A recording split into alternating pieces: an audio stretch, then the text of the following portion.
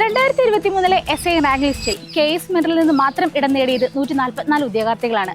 ഈ 144 വിജയികളിൽ 18 rank holders ഇന്നിവിടെ passing out പരേഡിൽ നമ്മുടെ കൂടെയുണ്ട്.